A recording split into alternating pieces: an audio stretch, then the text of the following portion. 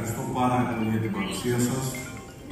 Θέλω να ευχαριστήσω ιδιαιτέρως όσους εργάστηκαν για αυτό το γεγονός, την περιφερειακή συνδιάσκεψη της Θεσσαλίας, ένας ακόμη σταθμός στο διάλογο με την κοινωνία σε όλη την Ελλάδα και στις 13 περιφέρειες.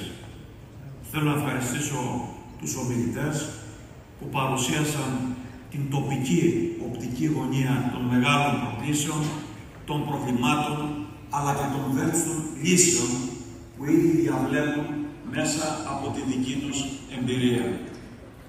Ήρθαμε εδώ όχι για να έχουμε μια ηχό δωματίου μεταξύ των στελεχών του ΠΑΣΟΚ.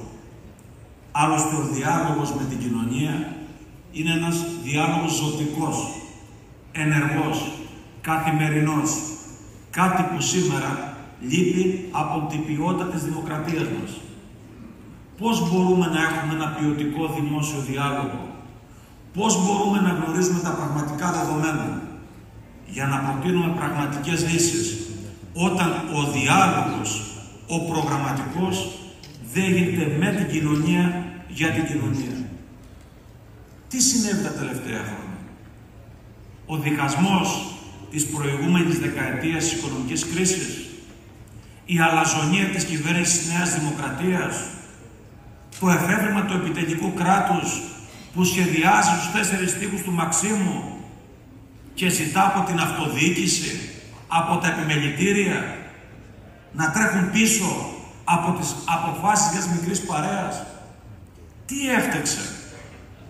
Και αυτό που γίνεται σήμερα δεν είναι η κοινή λογική των κομμάτων. Η κοινή λογική μιας δημοκρατίας που έχει στο επίκεντρο τον άνθρωπο και τις αγωνίες του. Πρέπει να μάθουμε να ξανασυζητάμε.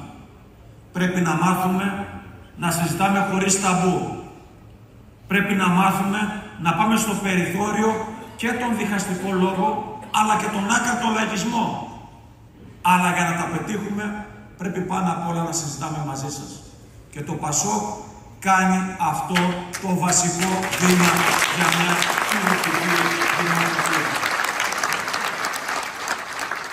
Ξέρετε, είναι πάρα πολύ εύκολο να χρησιμοποιείς συνθήματα, να χρησιμοποιείς ευχολόγια, να τάζεις σε όλους τα πάντα, χωρίς ενσυναίσθηση. Εμείς είμαστε ένα ιστορικό κόμμα. Δεν είμαστε ένας διάδοντας αστέρας, όπως είπε ο ιδρυτής μας Ανδρέας Παπανδρέου. Είμαστε ένα κόμμα με ισχυρή κοινωνική και ιστορική ρίζα.